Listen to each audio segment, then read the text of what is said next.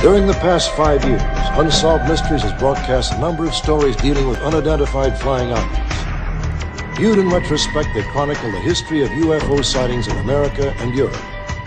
Today, most of us take tales of UFO sightings for granted. Yet the To bed, you maggot-ass head. Just after... Oh, Dad, come on, I don't want to go to bed. Get to bed, maggot-ass.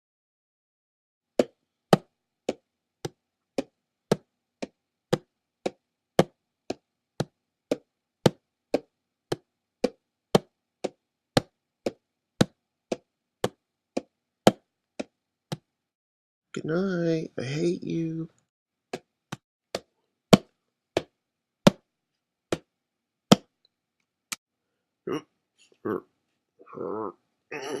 Here we go.